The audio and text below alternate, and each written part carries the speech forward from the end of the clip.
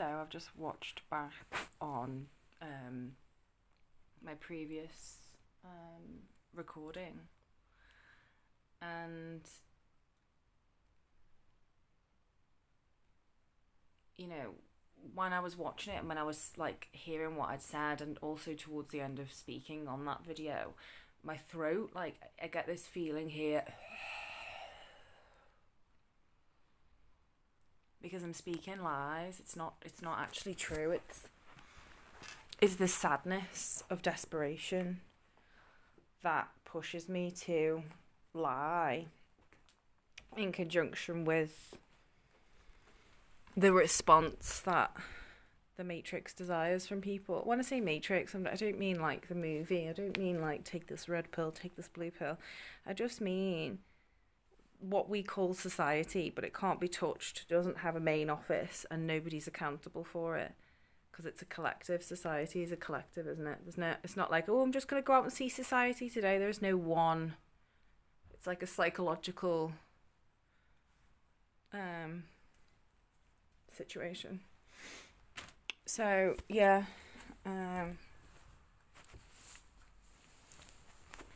I'm just sort of realising that everything that is natural about being a woman, or being a female, or being a human being, really, to be honest, has been either criminalised or medicalised. So, I mean, I've studied for years my biological cycles, and my natural sort of period cycles in conjunction with the seasons. And what would be perceived as a natural cycle by society standards is mental instability, like severe mental instability. So, for example, going inwards during part of the period cycle to replenish, to nourish, to self-care, to self-love, all of these things would be seen as a major depressive period. And then the natural exuberance that arises upon egg release when we're at our most fertile, which is when we're looking for a mate, I mean, subconsciously it's in our pheromones, would be seen as a manic phase.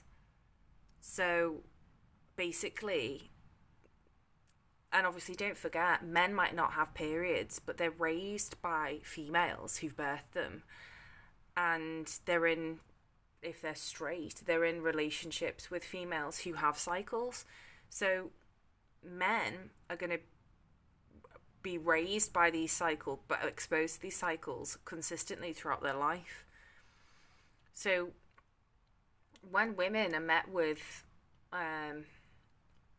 difficulties whilst trying to maintain this consistent output, working, 8 or 9 hours a day in a workplace, not to mention getting up early, taking care of themselves, their own health, their own hygiene, taking care of the kids, managing things, planning things, and that's before they even get to work.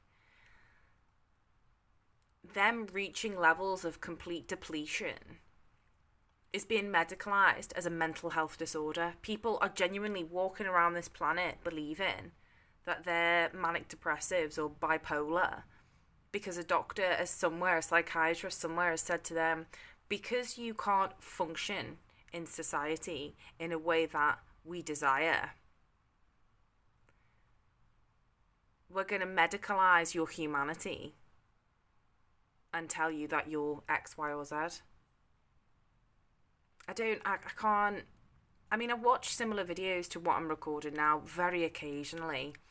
And quite often I think, about what people say, and I feel like it's quite interesting to watch videos when you're not in that mindset, and to be like, oh, God, these people, live in their own worlds kind of thing, but do lol, woo, But once, I think it's different if you've had a career and you have lived in that world, and then you experience this side of things, which is, living in a homeless hostel or temporary accommodation. Don't know how temporary over a year is now, but and then you deal with councils and services, and you just see a completely different side, and you get treated well. It is fascinating, the shift, when society doesn't perceive you as actively earning your income.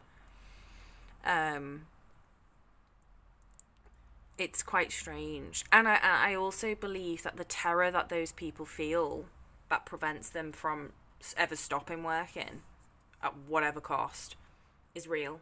It's real. If somebody had said to me, like, if somebody had have ever really actually sat me down and instilled in me what the alternative to working full-time or part-time or whatever was, I probably would have invested more time and energy on my health in my 20s, my late teens and 20s. I would have looked after my health better. I would have taken it slower from a younger age to maintain my ability to work. I'm gonna roll a cigarette and go outside and smoke. So.